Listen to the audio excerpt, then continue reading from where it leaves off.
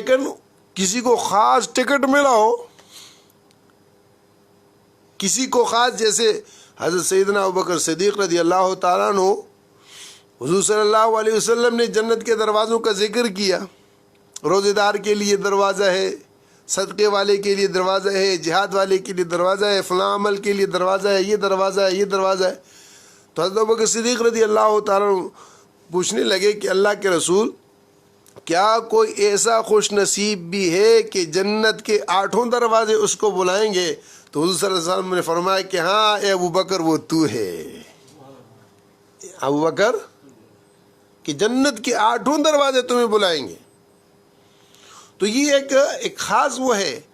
تو اب وہ عمل جو آپ صلی اللہ علیہ وسلم نے بتلائے یا ان صحابہ نے کیے، تو وہ یہ نہیں ہے کہ بس اسی جگہ دروازہ بند ہو گیا۔ قرآن پاک نے اس چیز کو امت کے لیے اللہ کی مہربانی سے خاص کیا اور فرمایا والذین اتبعوہم بإحسان، والذین اتبعوہم بإحسان۔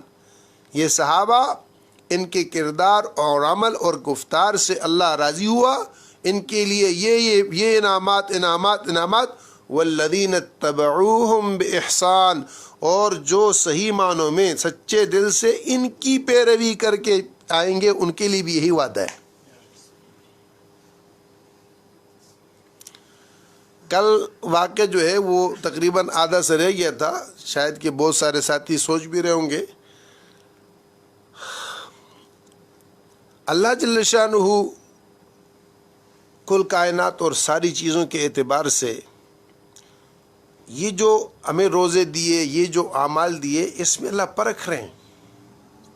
یہ میری اور آپ کی آزمائش ہے، دیکھا جا رہا، میں نے کل ہی عرض کیا آذان، یہ دیکھا جا رہا کہ ہم اللہ کے ہیں کسی اور کے ہیں۔ شرک کیا ہے؟ صرف قبر کو سجدہ کرنے کا نام شرک نہیں ہے۔ جہاں اللہ اور غیر